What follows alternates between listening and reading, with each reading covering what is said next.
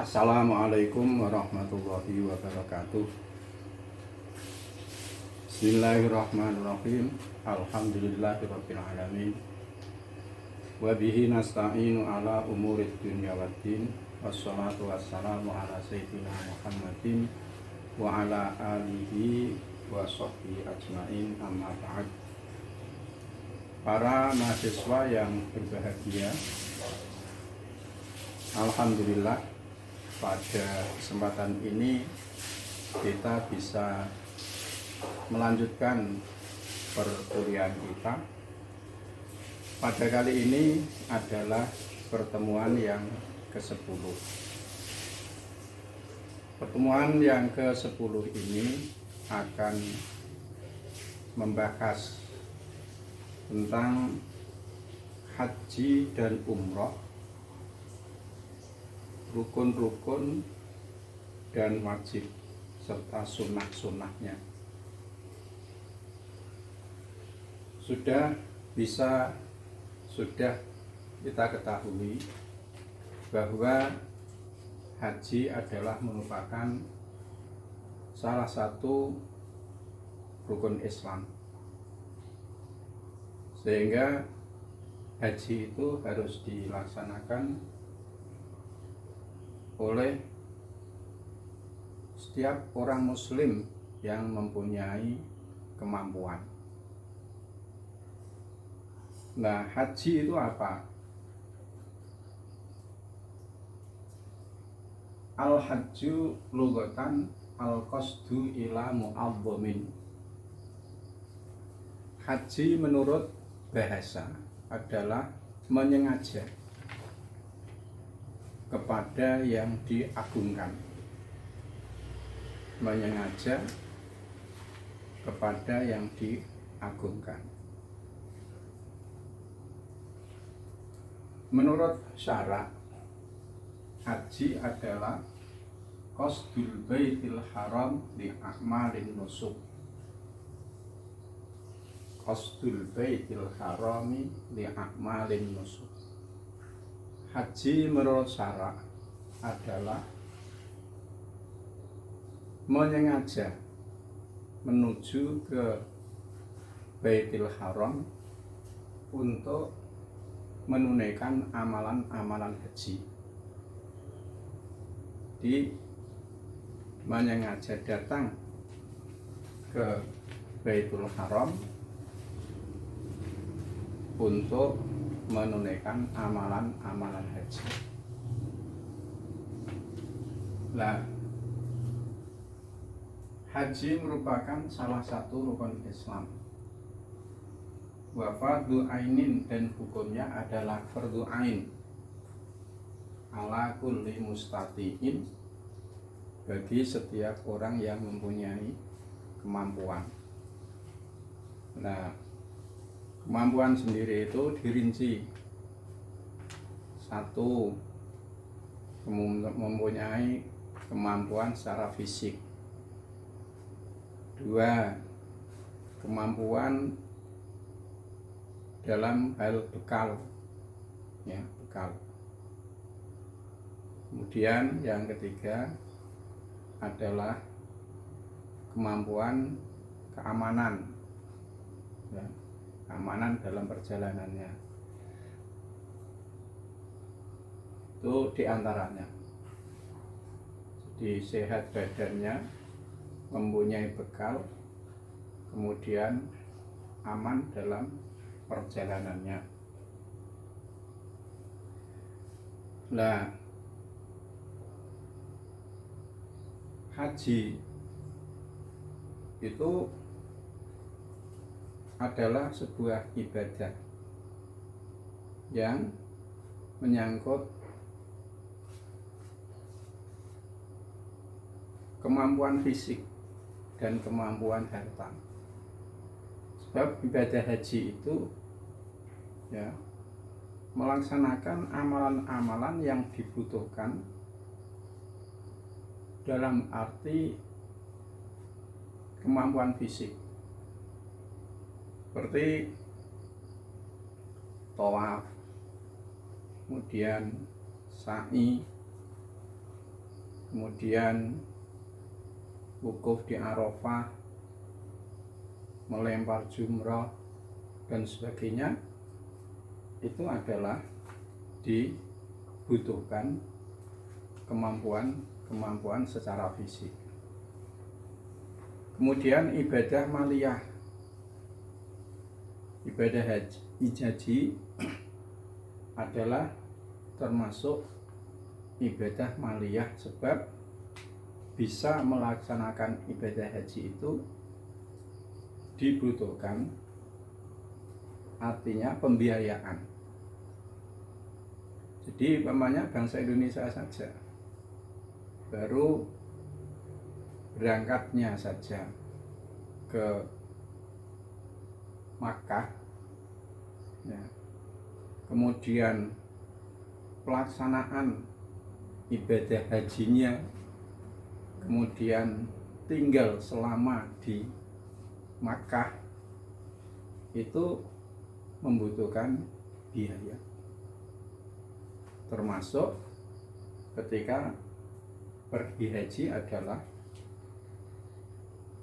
keluarga yang ditinggalkan di rumah itu disiapkan bekal untuk kebutuhan mereka selama ditinggalkan untuk melaksanakan ibadah haji. Dalil wajibnya atau fardunya haji adalah pertama firman Allah, walillahi 'alan nasi hijjul baiti man istata'a ilaihi sabila. Wajib bagi manusia karena Allah atau untuk Allah atas manusia menunaikan ibadah haji bagi orang-orang yang mampu, artinya manis tato ilai sabila, mampu, seperti tadi saya sebutkan kemampuannya tadi. Di manis tato di sini ini adalah tahsis dari am manusia. Manusia itu kan umum, ya. Kemudian di sini ditahsis khusus, ya, bagi orang-orang yang mempunyai kemampuan. Kemudian dalilnya hadis yang dari hadis adalah hadis yang biasa kita dengar, bunyal islamu ala khamsin syahadati alla ilaha illallah wa asyhadu anna muhammadar rasulullah wa iqamis shalah wa ita'iz zakah was shaumi wal haji. Di Islam itu didirikan atas 5 fondasi. Pertama adalah baca syahadat tauhid dan syahadat rasul. Syahadat tauhid adalah asyhadu an la ilaha illallah, dan syahadat rasul adalah wa anna muhammadar rasulullah. Yang kedua mendirikan sholat, yang ketiga memberikan zakat, yang keempat berpuasa Ramadan, dan yang kelima adalah ibadah haji. Nah, ibadah haji itu ada waktu pelaksanaannya untuk haji. Jadi di dalam haji itu ada namanya mikot. Mikot itu ada mikot zamani dan ada mikot makani.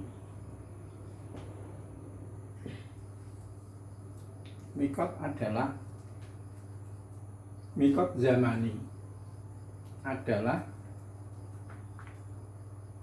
waktu, batas waktu di batas waktu pelaksanaan ibadah haji. Waktu. Nah, waktu ya disebut waktu. Akad zamani. Zaman itu waktu, yaitu mulai bulan Syawal, 1 Syawal sampai tanggal 10 Dzulhijjah. Maksudnya apa? Bukan berarti bulan Syawal itu bulan ibadah haji, tetapi mulai bulan Syawal, 1 Syawal itu sudah boleh niat ibadah haji. Boleh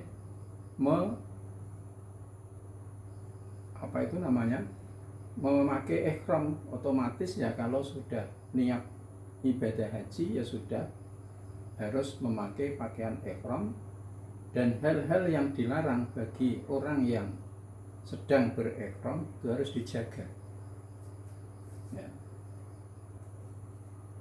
Nah, pelaksanaannya itu sama, walaupun niat hajinya itu mungkin bulan Syawal, tapi pelaksanaan ibadah haji nanti adalah sama, yaitu pada bulan Dzulhijjah yang dimulai dengan upacara wukuf di Arafah. Itu zaman ini. Jadi kalau kita samakan, umpamakan sholat itu adalah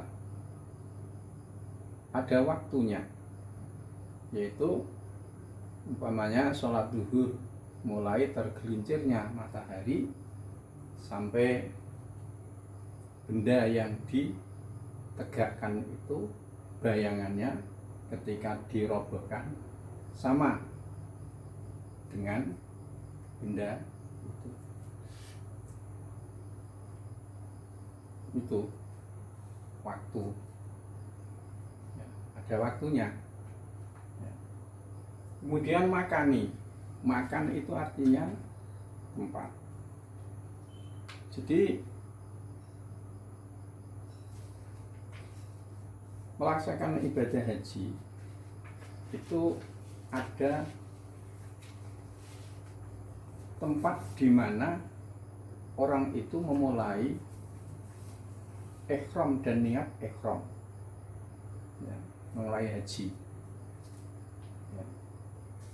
Nah, mikot zamani, mikot makani ya, itu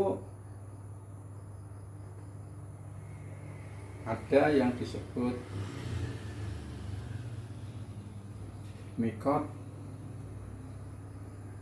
maki,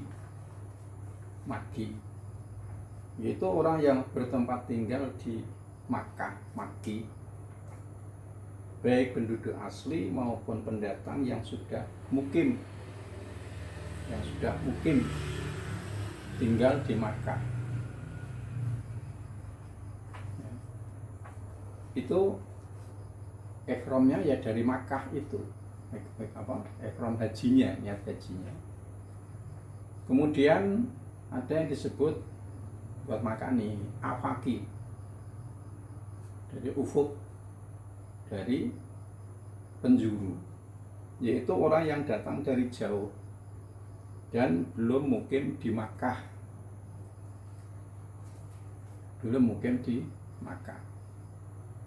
Nah, jamaah haji Indonesia itu kalau dia sampai di Makkah mungkin setengah bulan, 10 hari, dan dia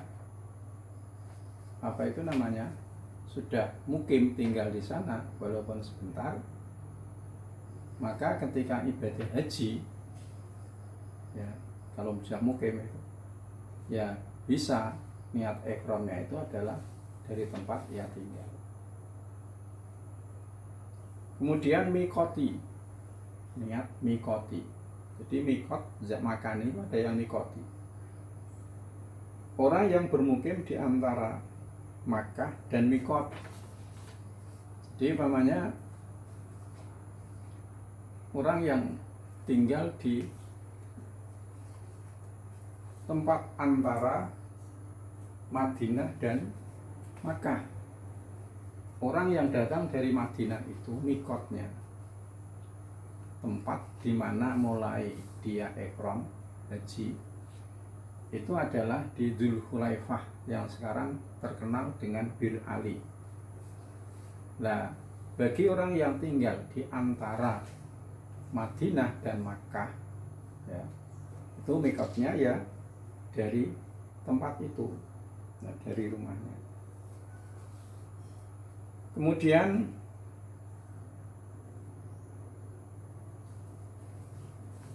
mikot makani itu dibedakan, yang maki itu dibedakan antara haji dan umroh.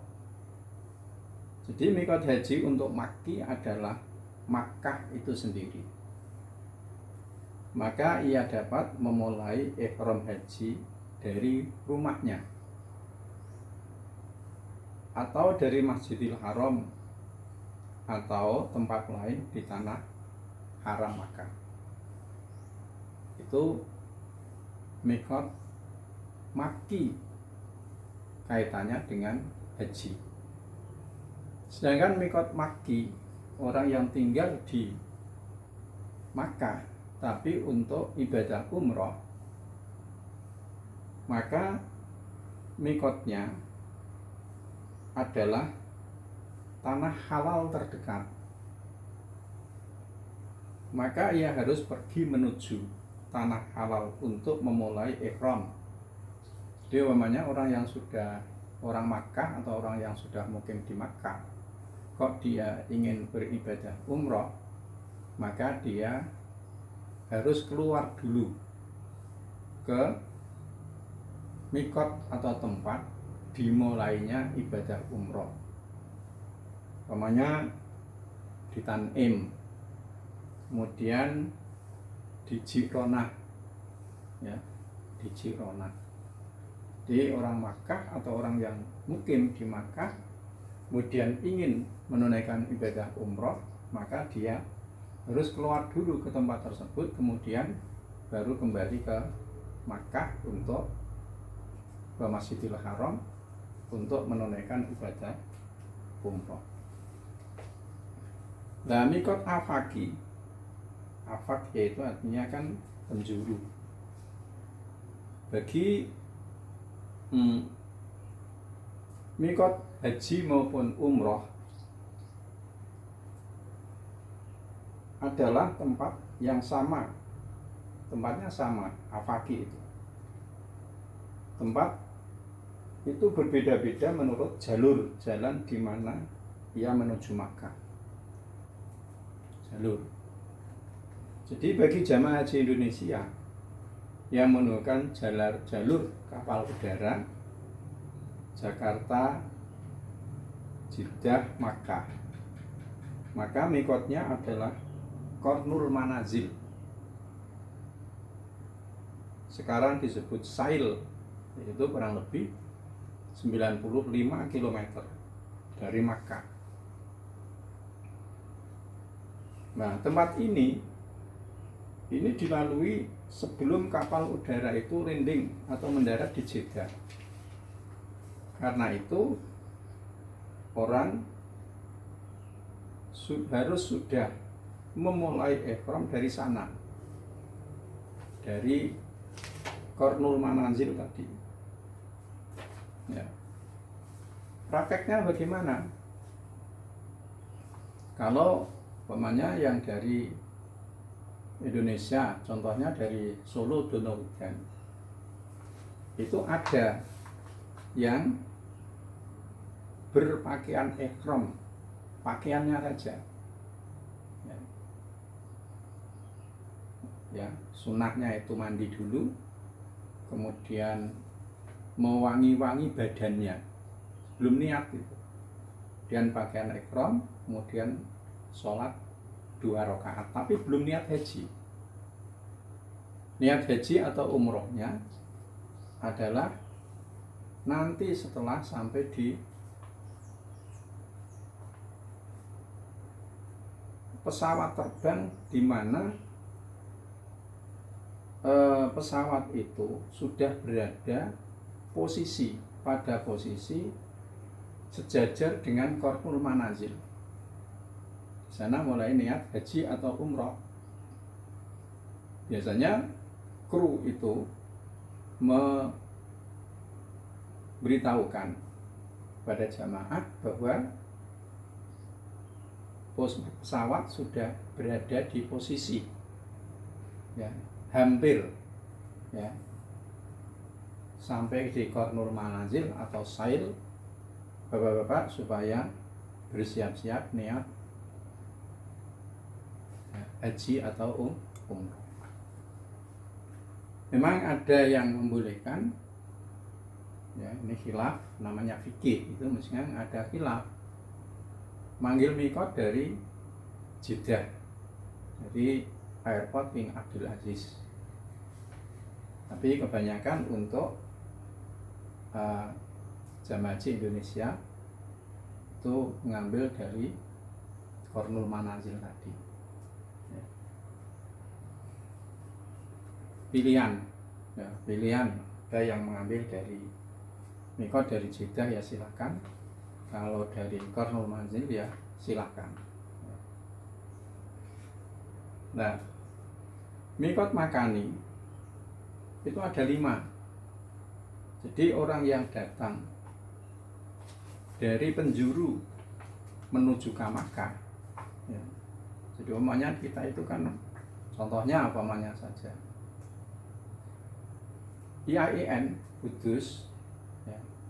Orang yang datang ke IAIN itu kan dari berbagai penjuru.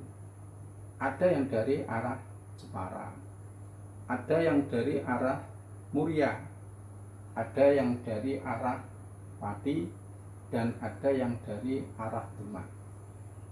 Banyak gitu. Maka ya, dari arah Jepara itu di mana? Mulai apa itu namanya? Kalau haji ya di mana ada tempat tertentu ya, di situ dimulai ihram. Yang dari arah Muria pun demikian. Yang pertama adalah Dzulhulaifah atau Bir Ali sekarang. Terletak di arah selatan sekitar 450 km jalur Madinah, dan jamaah haji Indonesia yang lewat di Madinah. Artinya apa? Jamaah haji yang datang pertama atau kloter pertama, gelombang pertama itu biasanya menuju ke Madinah dulu. Di sana berada sekitar 9 hari untuk menunaikan sholat 40 waktu berjamaah. Nah, setelah selesai sekitar 9 hari kemudian menuju ke Makkah. Maka mikotnya adalah dari Dzulhulaifah. Tadi yang Qornul Manazil kan jamaah haji yang gelombang yang kedua, sebab gelombang yang kedua itu langsung menuju ke Makkah ya, Makkah. Kemudian yang kedua Juhfah, terletak di barat laut sekitar 187 km. Sekarang disebut dengan Robi. Untuk mereka yang datang dari Syria, Lebanon, Yordan, dan Palestina, itu di Juhfah mikotnya, mikot makaninya. Kemudian Qornul Manazil yang disebut dengan Sail ya, terletak di arah timur sekitar 95 km jalur Indonesia lewat kapal udara. Jadi sebelum landing ya itu melewati mikot namanya Qornul Manazil. Yang keempat adalah Yulamlam, berada di tengah laut ya, terletak di arah selatan sekitar 95 km. Jalur Yaman dan Indonesia yang lewat laut. Jadi lewat laut itu melalui Teluk mana itu, kemudian Laut Merah itu melewati Yulamlam. Kemudian yang kelima adalah Zatul Irkin. Zatul Ir itu terletak di arah timur laut jalur Irak, yaitu jamaah haji atau umroh yang datang dari arah Irak. Itu mikot makani. Kemudian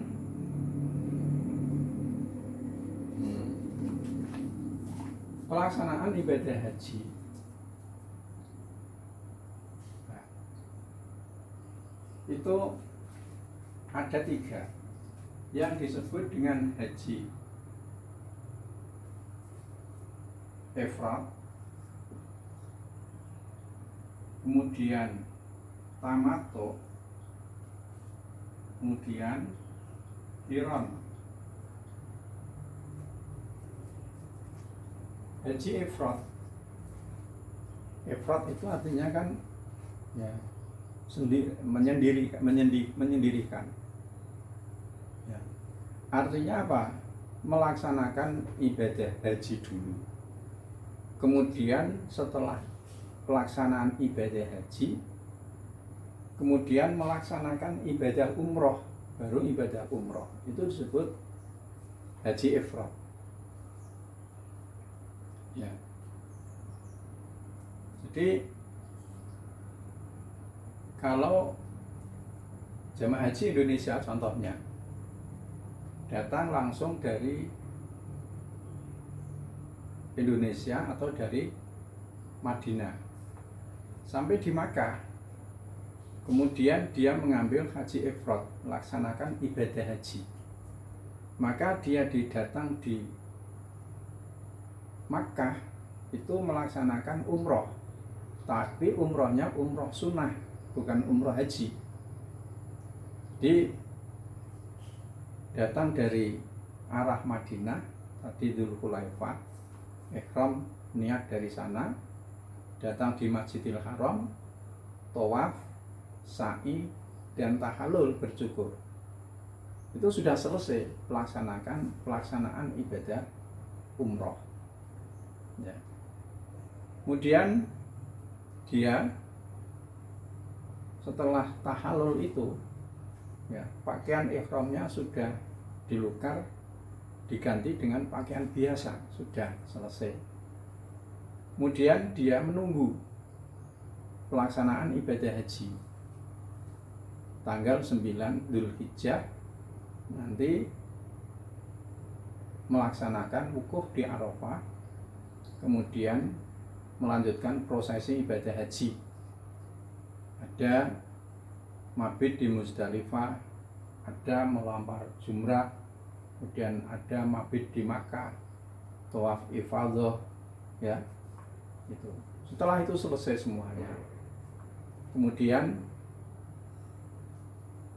keluar, tidak harus seketika, ya, tidak harus seketika, dari Makkah ke tempat tanah halal yang paling dekat, yaitu tadi Tan'im atau Ji'rana, untuk melaksanakan ibadah umroh. Nah, ini umrohnya umroh haji, ya, umroh yang ada kaitannya dengan haji. Sebab ifrad itu adalah melaksanakan ibadah haji dulu, kemudian setelah selesai baru melaksanakan ibadah umroh.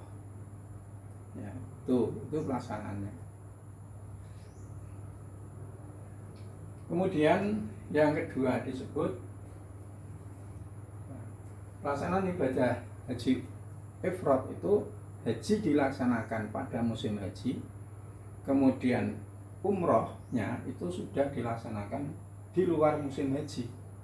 Sebab paling tidak haji itu selesai pada paling akhir tanggal 13, ya, 13 Dzulhijjah. Umrohnya setelah itu sudah selesai prosesi pelaksanaan ibadah haji. Kemudian yang kedua tamattu, yaitu melaksanakan ibadah umroh dulu baru haji. Ini kebalikan dari ifrad. Contohnya tadi, ketika jamaah haji datang ya Indonesia umpamanya dari Madinah, arah Madinah. Jadi tadi yang ifrad itu ketika umroh ya umroh sunnah. Jadi jamaah haji yang mengambil haji tamattu itu dari mikot makani, itu niatnya sudah niat umroh, dan umrohnya ini adalah umroh haji. Nah, umroh yang kaitannya dengan haji. Nah, jadi dari Makkah dari mikot sudah niat nawaitul umrota wa ahramtu biha lillahi ta'ala. Saya niat umroh dan ihramnya karena Allah Ta'ala. Kemudian datang di Masjidil Haram. Kalau prakteknya biasanya istirahat dulu di tempat pemondokannya itu, kemudian diajak bersama-sama oleh mutawif ke Masjidil Haram untuk menunaikan ibadah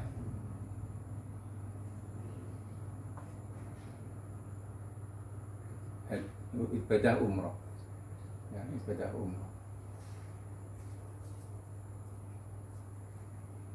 Ya. Oh, maaf salah saya itu salah. Yang ifrad tadi, nah ifrad itu dari mikot itu niatnya sudah niat haji. Ya, maaf salah itu, niatnya haji. Ya, niat haji datang di Makkah, niat ihram haji datang di Makkah, kemudian tawaf, sa'i, dan tidak boleh cukur. Nah ini saya maaf ya, tidak boleh memotong rambut, dan dia tetap memakai pakaian ihram sampai selesai pelaksanaan haji tanggal 20 tanggal apa itu namanya 10 Dzulhijjah itu ya, Dzulhijjah.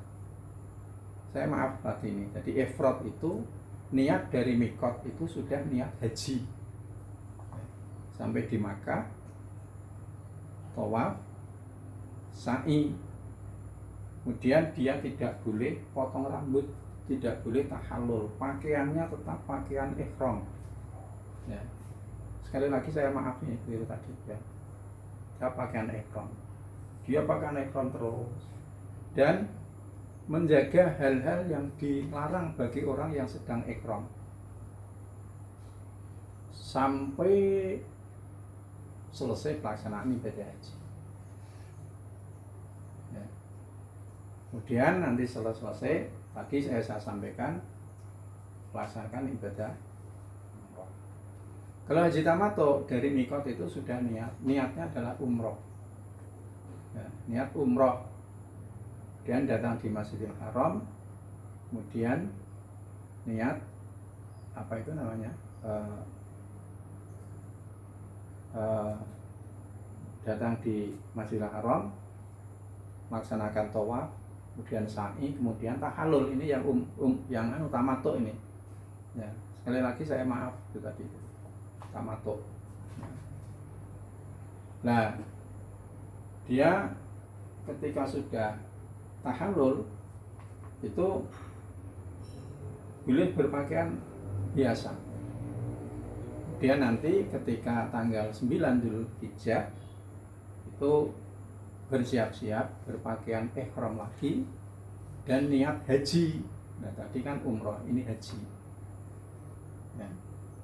Jadi umroh tadi dilaksanakan pertama niatnya dari mikot tadi, kemudian hajinya niat ihramnya adalah dari tempat di mana dia tinggal, ya, di mana dia tinggal. Tuh. Jadi mendahulukan ibadah umroh, kemudian haji. Kemudian yang ketiga adalah haji qiran. Qiran itu artinya bersama-sama, jadi melaksanakan ibadah haji dan umroh secara bersama-sama. Caranya gimana? Dari mikot makani itu niatnya sudah dua. Nawaitul hajja wal umrota wa ahramtu bihima fardhu lillahi ta'ala. Saya niat haji dan umroh dan ihram keduanya karena Allah. Kemudian datang di Makkah, tawaf, sa'i. Sama dengan orang yang haji ifrad tadi, tidak boleh memotong rambut atau tahallul sampai pelaksanaan ibadah haji selesai. Karena dia itu hajinya qiran, maka setelah haji nanti tidak usah umroh, ya, sebab umrohnya itu sudah termasuk dalam pelaksanaan ibadah haji. Ya ada tawaf kan ada sama, tawaf sa'i kan sama, haji dan umroh itu, ya. Kemudian ada tahallul, ya. Cuma kalau haji, kalau umroh itu tidak ada wukuf di Arafah, tidak ada di prosesi pelaksanaan manasik di Mina, ya. Itu bagi orang yang mengambil haji tamattu maupun qiran. Tamattu itu artinya senang. Karena apa? Dia bisa melaksanakan umroh dan haji, ya, pada musim haji, ya, musim haji, ya. Ini. Sehingga orang yang mengambil haji tamattu maupun qiran, dia itu harus membayar dam, ya, bayar dam. Sebab dia sudah bisa melaksanakan pelaksanaan ibadah haji dan umroh pada waktu musim haji.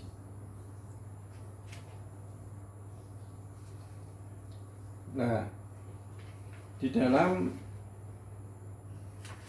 pelaksanaan haji itu ada rukunnya dalam silati itu. Rukun haji yaitu ihram, 2 wukuf di Arafah, tawaf ifadah atau tawaf haji, kemudian sa'i, potong rambut, dan tertib pada rukun tertentu. Tertib pada rukun tertentu artinya apa? Seperti wukuf harus kita laksanakan tanggal 9, ya, tidak boleh tawaf ifadah dulu baru wukuf, ya, tidak boleh, ya, harus wukuf dulu kemudian baru tawaf ifadah, ihram. Jadi ihram dalam rukun haji itu maksudnya adalah niat ihram. Sebab di dalam wajibnya haji itu ada ihram dari mikot.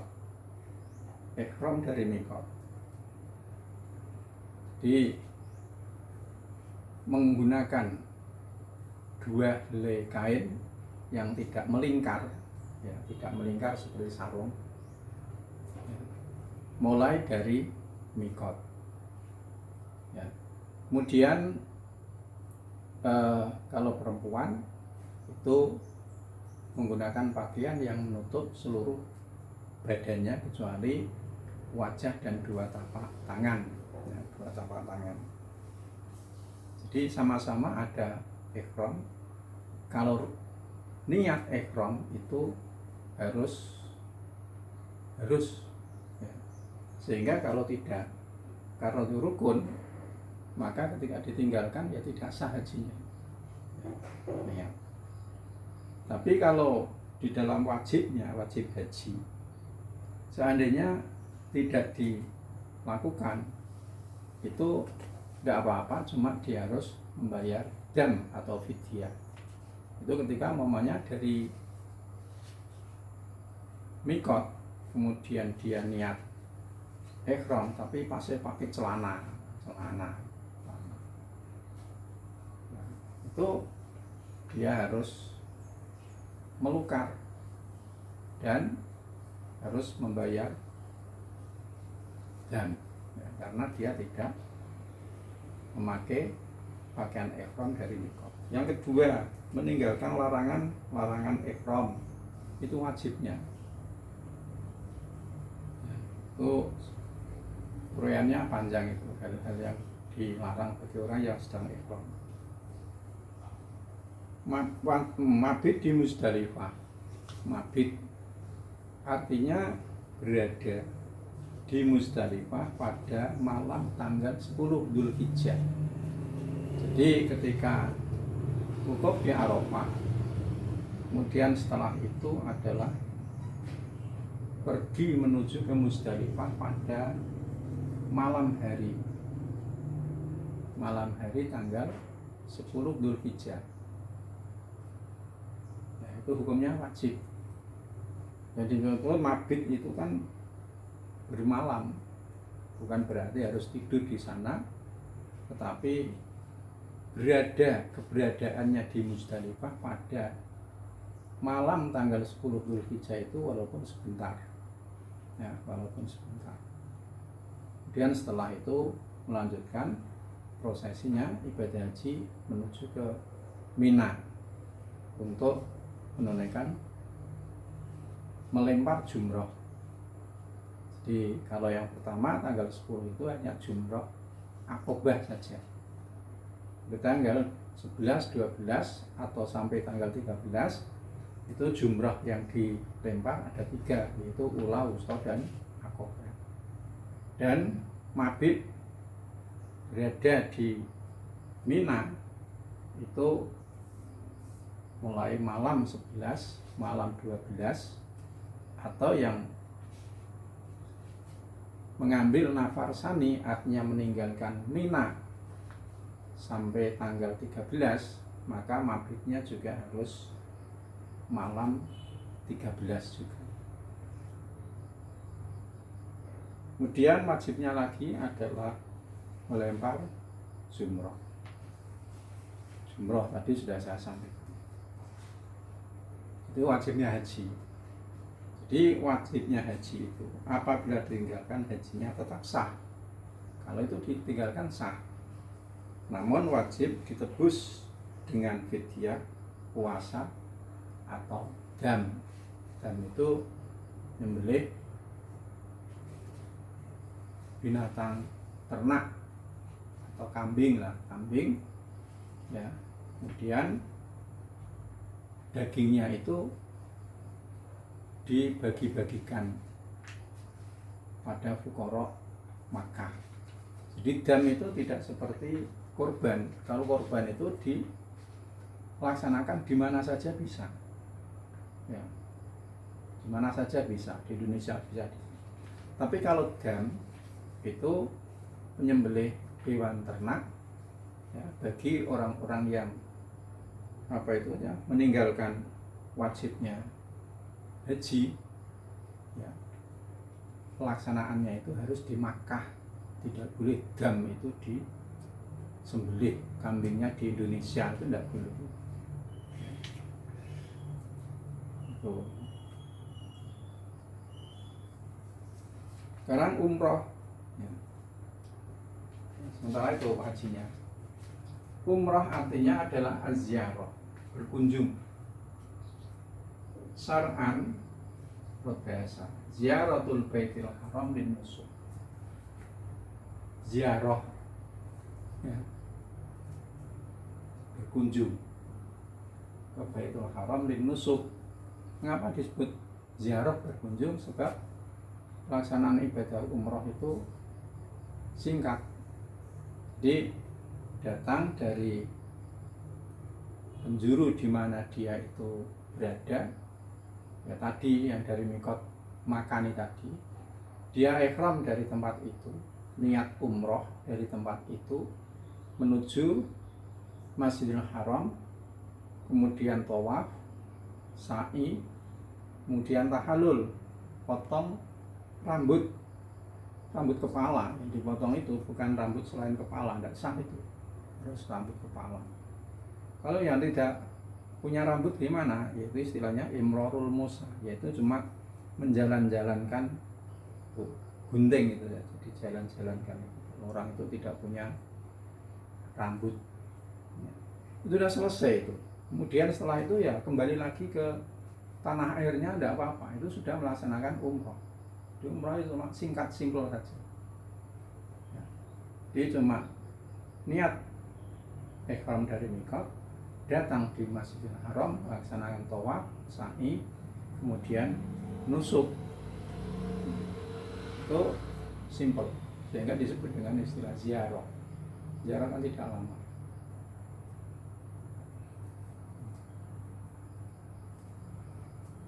Hukumnya umroh adalah fardu ain bagi yang orang-orang yang mempunyai kemampuan, mampu tadi. Kemudian dalil fardunya diantaranya adalah firman Allah, wa atimul hajja wal umrata lillah, dan sempurnakanlah haji dan umroh karena Allah Subhanahu wa ta'ala. Di sini ada kata-kata wa atimu, ya, sigot amar, ya, pada asalnya sigot amar itu mempunyai arti wajib.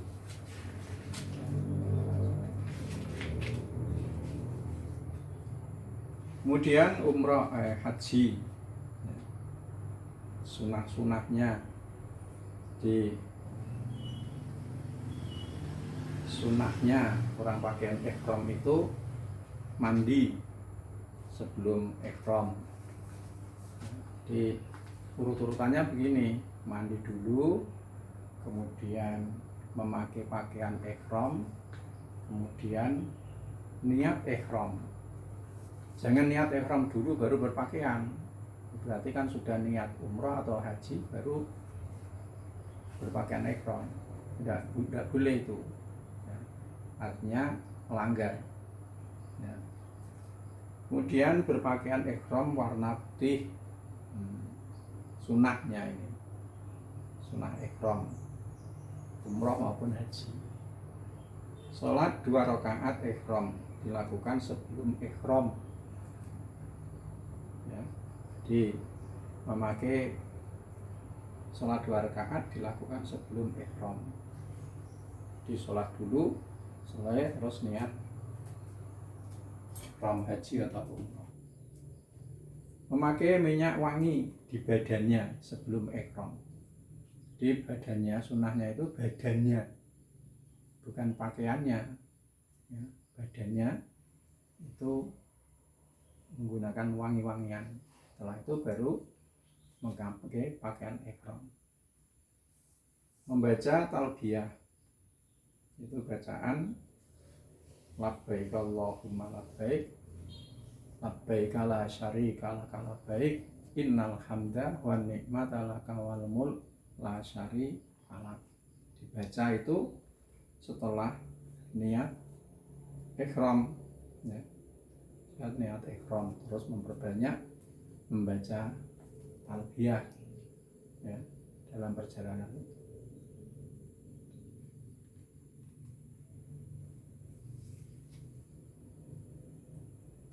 Nah, di dalam pelaksanaan ibadah haji atau umroh itu yang harus dalam keadaan suci itu adalah ketika sholat, ya.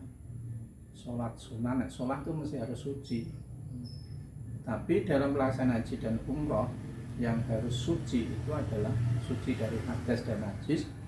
Itu adalah ketika melaksanakan tawaf, itu harus suci. Kalau sa'i itu boleh tidak suci, tapi sunnahnya itu harus suci. Ini sa'i. Jadi umpamanya dari mikot, ya, mikot sana, umpamanya dari Bir Ali yang dari arah Madinah itu sholat 2 rakaat ihram haji kalau haji, atau umroh kalau umroh, ya. Setelah apa itu namanya, sholat kemudian hadas kentut namanya, itu tidak apa-apa, tapi disunnahkan dalam keadaan suci. Ya. Jadi umpamanya hadas kecil, umpamanya dalam perjalanan yang sekian jauh, ya tidak mungkin ya untuk menahan ya apa itu namanya hadas kecil itu, ya. Tidak apa-apa. Cuma nanti setelah alak akan melaksanakan tawaf itu harus suci, berwudu, dan suci itu harus selalu berada dalam selama pelaksanaan tawaf. Ya, gitu. Setelah itu hadas lagi tidak apa-apa. Sampai di haji nanti, haji itu di Arafah ya ada sholat, yang sholatnya harus suci, tapi keberadaan di Arafah, di Mina itu tidak harus suci dari hadas, ya, dari hadas ya. Tidak harus suci, tapi sunnahnya itu adalah dalam keadaan suci.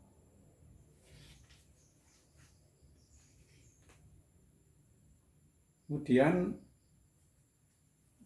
rukun umroh itu sama, jadi ihram, tawaf, sa'i, potong rambut, tertib ya, tertib itu rukunnya umroh. Jadi tadi ihram dari mikot atau umroh, kemudian tawaf di Masjidil Haram mengelilingi Ka'bah sebanyak 7 kali, sa'i adalah melaksanakan perjalanan antara Bukit Sofa dan Bukit Marwa selama 7 kali perjalanan arah itu.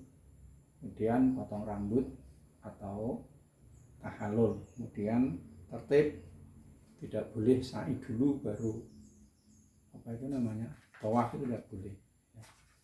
Tawaf itu tidak boleh.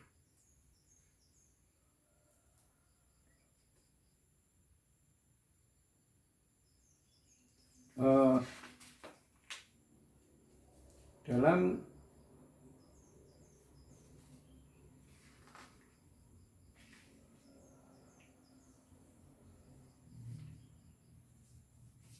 pelaksanaan tawaf, tawaf itu ada 5 macam.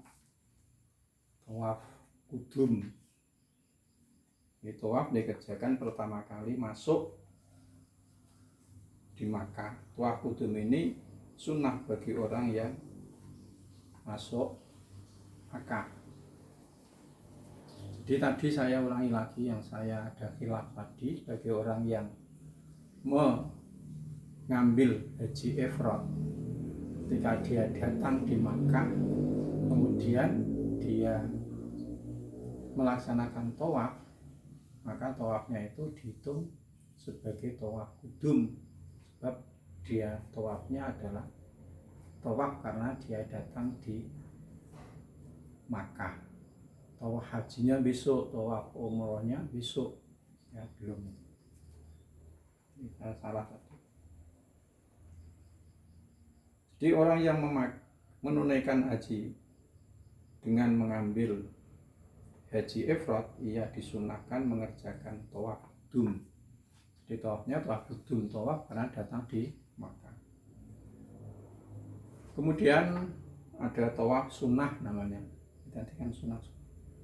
Tawaf sunnah yaitu tawaf yang dikerjakan pada waktu yang tidak tertentu. Jadi kapan saja ya, melaksanakan tawaf. Kita datang di Masjidil Haram ya, tawaf itu sebagai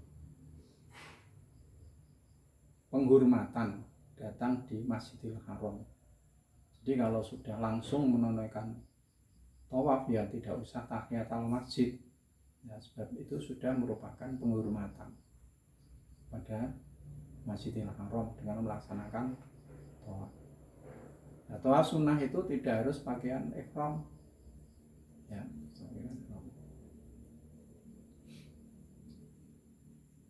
Ketika berada di Makkah disunahkan untuk memperbanyak tawaf sunnah ini sewaktu-waktu ya, waktunya tidak terbatas. Nah tadi kalau haji itu ada mikot zamani dan mikot makani tadi. Tapi kalau umroh itu tidak ada mikot, ya, tidak ada mikot zamaninya, ya, zamaninya tidak ada. Yang ada itu adalah mikot makani tok, makani.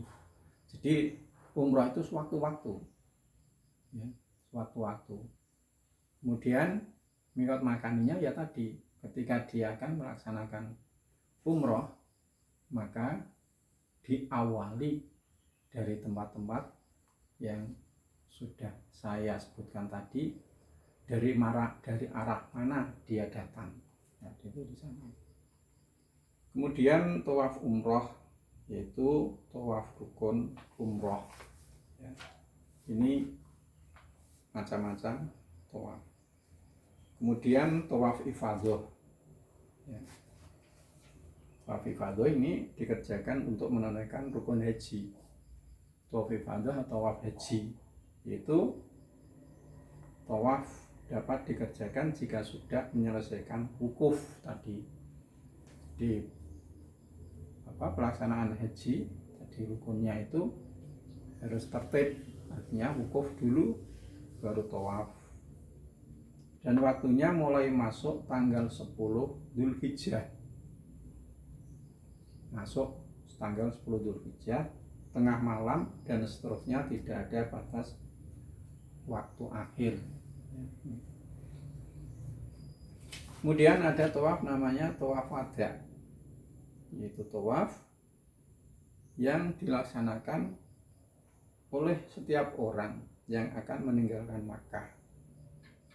Jika tawaf ini ditinggalkan, maka wajib membayar dam. Dibayar tadi tawaf, ketika tawaf wada itu artinya pamit bagi setiap orang yang akan meninggalkan Makkah, maka diharuskan untuk tawaf yang disebut dengan tawaf wada, tawaf pamitan. Karena itu bila sudah dikerjakan, ia harus segera berangkat dan tidak boleh lama-lama di Makkah, karena sudah pamit meninggalkan Makkah, Masjidil Haram, ya, maka ketika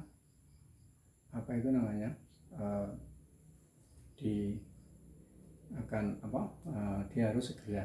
Jadi umpamanya ngambil barang itu ke hotel atau tempat penginapan, ya tidak apa-apa, hanya bukan berlama-lama tinggal. Jadi boleh kembali ke tempat kalau mengurus hal-hal yang berkaitan dengan keberangkatan pulang, seperti ngurus barang atau menertibkan kendaraan dan sebagainya. Jika berlama-lama di Makkah bukan karena kepentingan urusan-urusan tersebut diantaranya, maka tawaf wadanya harus diulang kembali.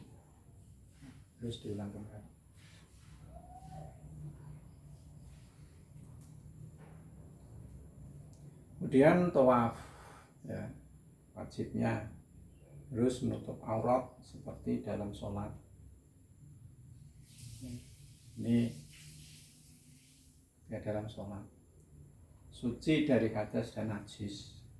Niat tawaf untuk tawaf sunnah, karena tawaf umroh dan ifadah niatnya sudah tercakup ketika niat ihram.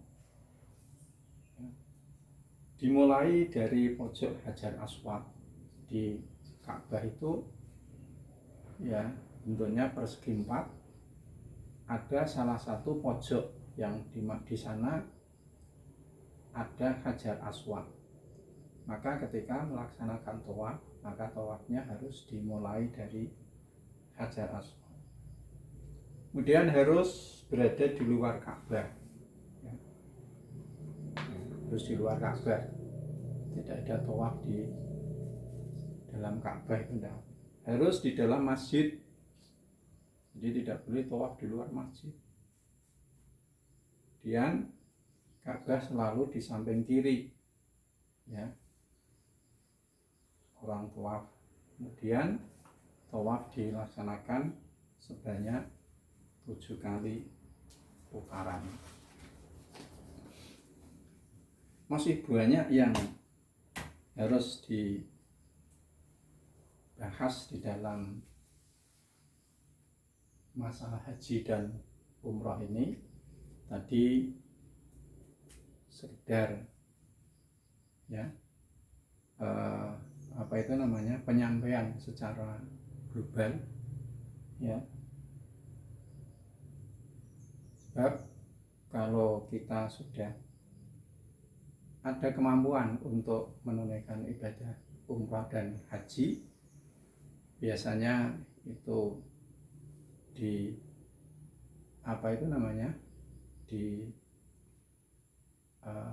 di Indonesia ada namanya KBIH atau Yayasan Pembimbing Ibadah Haji, itu sudah dibekali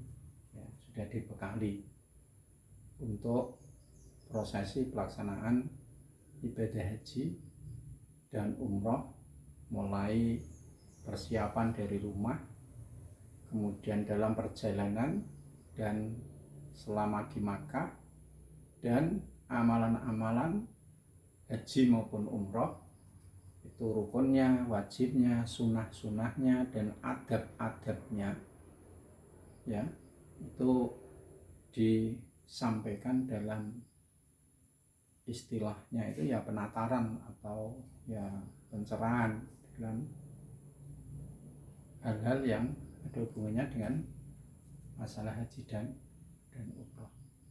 Sekian yang bisa saya sampaikan, mudah-mudahan ada manfaatnya dan bisa membekali saudara-saudara semuanya ya.